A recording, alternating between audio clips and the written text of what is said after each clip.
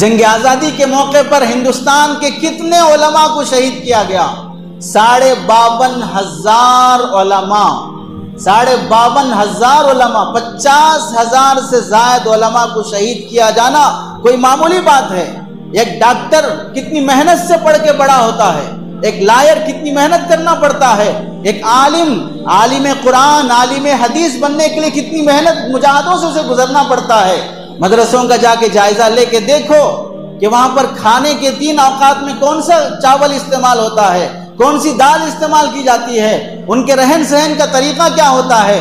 وہ ساری فیسلٹیز جو تم اپنے گھر میں اپنے بچوں کو دینا چاہتے ہو، کیا وہ سب انہیں میسر ہیں مدارس کے اندر؟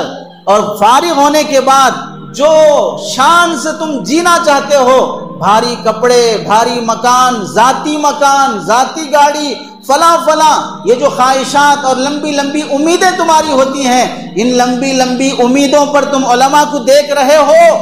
یہ علماء ان لمبی امیدوں کے ساتھ جی رہے ہیں، ان خوشحالیوں کے ساتھ ان کی زندگیاں گزر رہی ہے۔ کتنے علماء ایسے ہیں 25 تاریخ آنے کے بعد ان کے گھر کا راشن ختم ہو جاتا ہے، ان کے گھر کی چائے بند ہو جاتی ہے، سالن بند ہو جاتا ہے۔ ہمارے حضرت مفتی سعید صاحب رحمۃ اللہ علیہ، جو دارالعلوم دیوبند کے شیخ الحدیث صدر مدرس، گزشتہ رمضان جن کا انتقال ہوا، ان سے کئی بار انہوں نے اپنے شاگردوں کو سبق کے طور پہ سنایا کہ میرے گھر میں ایسا گزرا کہ 20 تاریخ کے بعد گھر کی چائے بند، اور گزرا تو فاقہ آ گیا، لیکن اس کے باوجود کبھی دینی خدمت نہیں چھوڑی۔ فاقوں کی حالت میں تھیلیاں بنا کر مارکیٹ میں ڈالتے ہیں، لیکن پڑھنا پڑھانا نہیں چھوڑیں گے، دین کی خدمت نہیں چھوڑیں گے۔ اس قدر فاقے آئے، بعض علماء پر پڑھنے کے لیے مدرسہ آئے ہیں، مدرسے کی طرف سے ٹیفن اور کھانا نہیں ہے، رات میں بازار جا کر بازار میں جو